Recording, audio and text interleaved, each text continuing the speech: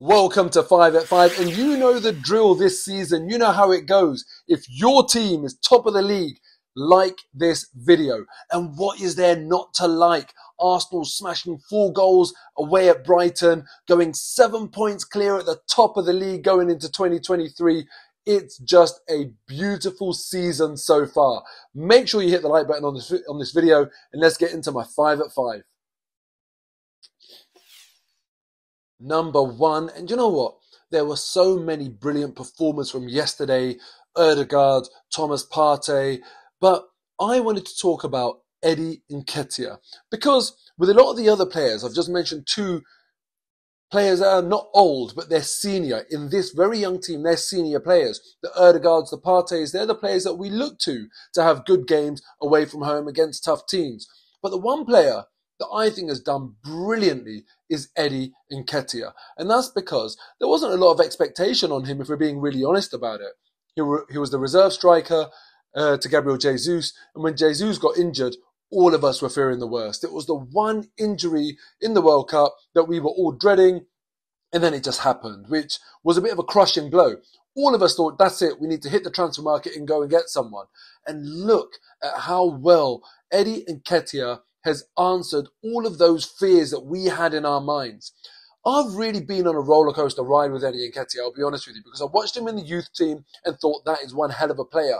And I picked him out from early and said he's one player that I really believe will come through out of the academy into the first team and succeed at Premier League level.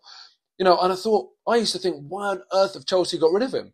Because he was at Chelsea before he joined Arsenal. And then when he broke into the first team, did brilliantly, scored goals as a sub, but then never was able to sort of replicate his clinical form in even England youth and Arsenal youth setup when he made it into the first team. And I thought to myself, maybe I was wrong about this one. You know, he looked brilliant, but he didn't quite translate that form. But the one thing Eddie Nketiah would say to you if you said to him, look, you haven't done well enough, is that how many times has he been given a chance to start games consistently?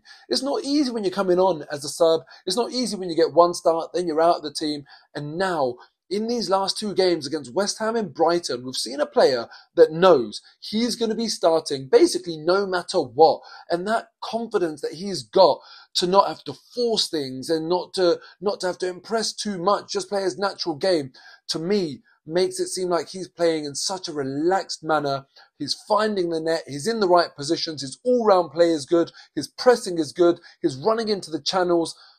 Eddie Nketiah has been absolutely brilliant since the return of the World Cup. I know it's only 2 games, but before I was thinking we desperately need a striker. And yes, obviously I want to sign someone, and we'll talk about Mudryk in part 2 of this video with a special guest. But Eddie Nketiah, for me, has made my fears feel a bit silly, to be honest with you. He's really doing the business. Let me know what you think of his performances in the comments below. And now let's check out what our special guest has got to say in point number 2. Easy one and all. It's your boy Ben Random. Big ups to Mo for letting me jump on his 5 at 5. And this is number 2, which is Mudryk. Now, as you know, he plays for Shakhtar Donetsk and has been linked with us for quite a while now. And with the January transfer window open, are we going to get to see him join at the Emirates? Now, what's interesting is, against West Ham, he obviously posted up a video on his Instagram story that he was watching, and he posted the Eddie Nketiah goal. I don't know if you saw the post before that. It was about a post that was celebrating the best youngest talent in Europe, and he was in the team along with Bukayo Saka and Saliba, which I thought, all right, is that a little nod as well? But then against Brighton, what does he go do? He posts up a picture of his former boss at Shakhtar, who's now the Brighton manager, stood alongside Mikel Arteta, saying 2 top bosses. So obviously everyone's jumping on that. But the one that I think people might have missed is, if you go on his story currently, he's posted his best highlights of the year, and the music accompanying it is Drake and 21 Savage's Circo Loco, which is actually sampling my boy's Daft Punk One More Time. What's interesting is the bit that he plays, there's a sample towards the end of that video where 21 Savage goes, I'm still to see the Gunners win the Premier League. Coincidence? Who knows? I don't think so. But what I believe is that with the mess about that we had last year with Vajovic, it's good to see a player doing his all to get a transfer to the Emirates, especially when you're hearing rumours about Chelsea trying to hijack it. There's only one destination this brother wants, and it's good to see that he's doing his all, because I love it. Do you think it's twerking? I don't care. I love to see the fact that he's doing his all, and what a great addition he will be. So let's see if we can get him, along with a few others in January, and push on in what we've started. Happy New Year once again, one and all. It's your boy Ben Random. Pass you back to more. Come on, you Gunners! Number 3, and do you know what? This is all about the number 7. The number 7 being Bukayo Saka, and feast your eyes on this lovely picture of the league table where I can't quite believe it, but we're 7 points clear. It's crazy. Almost at the halfway mark in the Premier League, and we're 7 points clear. No one, absolutely no one, would have predicted this as an Arsenal fan at the start of the season. Sometimes I think to myself, I must be dreaming. I'm probably lying in a hospital bed somewhere in a coma, playing out the season in my mind as I'd like to see it, because I can't believe this is actually what's happening. I know there's a long way to go. I know that, but it's hard not to get excited. And talking about the number 7, let's get back to Bukayo Saka. For me, he has been our standout player in 2022. He is now our Mr. Consistent. I could never understand it when people said, oh, he's not clinical enough, he's not, making the right decisions in the final third and that sort of thing. I always thought to myself, do you know what? For his age, he's brilliant and he'll only get better. And I think he's really starting to prove that now. He's brilliant for England. He's brilliant for Arsenal. He's just brilliant full stop. Never a player that does anything silly. We've even seen Marcus Rashford the other day, who I like off the pitch a lot, dropped to the bench for internal disciplinary reasons. We're so lucky to have a player like Bukayo Saka. Nothing ever with him. It's just brilliance after brilliance. And just to cement that for you even more, he's only one of 4 players in the 2022 season across the Europe's top 5 leagues to register 6 or more goals and 6 or more assists. And when you look at the company that he's keeping, it's unbelievable. Bukayo Saka is joined by Jamal Musiala, who's an absolute wonderkid, Neymar, who are dominant with PSG in Ligue 1, and the one and only, the GOAT, Lionel Messi. For Saka to be in that club tells you everything you need to know about how absolutely on fire Bukayo Saka is. And fingers crossed, with that 7-point lead, he can fire us to our first league title since 2004. Number 4, and now here's some proper analysis for you. When you look at Martin Ødegaard's goal from yesterday, it came from a corner, and a lot of people might say, do you know what, Brighton, it was a poor clearance. But actually, no, I think Arsenal, and specifically Nicolas Jova, our set-piece coach, deserves a lot of credit. Look at this picture here. This shows you our setup from this corner, which is an attacking corner for Arsenal, 1-0 up, 39 minutes on the clock, away at Brighton. Unbelievably perfect setup. Now look at this picture where I've highlighted our players in the box. 5 players in the box there, as you can see. Numbers 1, 2, 3 and 4 are all at the near post. That's exactly where the ball was aimed in at. And then you see number 5, Eddie Nketiah, our poacher, fox in the box, positioned at the back post in case of a flick on, any lucky break, or if that ball just goes through the crowd of players somehow. Now, on another day, if that ball gets played through to him, no one thinks much of it, but it's that perfect positioning. Notice he's unmarked. This is all very, very intentional. Now, other than that, we've got number 6 and number 7 in the picture, Ødegaard and Zinchenko. I've highlighted Ødegaard in red, who is the person that eventually scores the goal. And look, he's already poised to try and get that ball. That's before the ball's even met the head of the Brighton defender.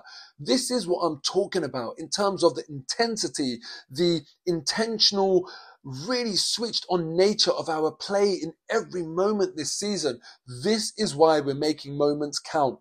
Now, obviously the ball goes to Zinchenko when he scores that goal, but you'll see when you watch the highlights back, Zinchenko and Ødegaard were both on that ball in a flash. Zinchenko could have struck that if Ødegaard had left it, but Ødegaard took control of that, took responsibility and found the net. It's all thanks to this perfect setup. With their positioning, Ødegaard and Zinchenko can both get a knockdown like they did if it's a clearance from a Brighton player, or if they need to stop a counter-attack. They're well positioned on the edge of the box to make sure that they can track back and do the job for the team. And then we see Ben White, number 8. He's perfectly positioned, if it's more of a decent clearance, to just mop up the ball and stop that being a decent counter-attack for the Brighton team. This setup is absolutely perfect, something that many people wouldn't have noticed in the game, but that's how you score goals. That's how you make moments count that with the wrong setup, you just wouldn't get. Hats off to Nicolas Jova and the Arsenal players for perfectly being positioned on that corner setup. And number 5, another area that I just think Arsenal deserve a lot of praise on is how they start each half. It's something I've spoken about before, but the first 15 minutes of every single Premier League game, when you look at how many goals Arsenal have scored versus how many goals Arsenal have conceded, we're up 6-0. When we look at the second half of Premier League games, again, the first 15 minutes, we've scored 12 goals and we've conceded 3 goals. This is not a meaningless statistic. This is not coincidence. This is Mikel Arteta making sure his players are switched on and they start fast. So often this season, I have said to people with absolute confidence at half-time, don't worry, watch the first 15 minutes. We did it in the West Ham game. We did it again in the Brighton game at the start of the first half and at the start of the second half. We're absolutely brilliant at coming out of the blocks, making every single minute count and catching teams cold. And again, credit needs to go to Mikel Arteta. Yet another area of Arsenal's season that is going under the radar and underappreciated. And you have to give the manager and the players credit for making sure that we've found a weakness in opposition teams in the Premier League who don't start as fast as us, who aren't as switched on, and we make sure we go and get that advantage in games. Hopefully it continues and we carry on taking advantage of these explosive starts to each half. Well done, Arsenal. Thank you very much for watching. Massive game now on Tuesday against Newcastle, who drew in the last set of fixtures but are going to be desperate to close the gap on Arsenal now because they are doing well this season. And you know what? Might even be thinking when and if Arsenal have a wobble, they could close the gap at the top of the table. They're going to want to start that wobble at our ground, and we can't let that happen. Fingers crossed we win. And let me know your prediction for that game. If you've watched up to this point and you put a prediction in and you're right, I might just get you on to contribute to my 5 at 5 after the Newcastle game if you're up for it.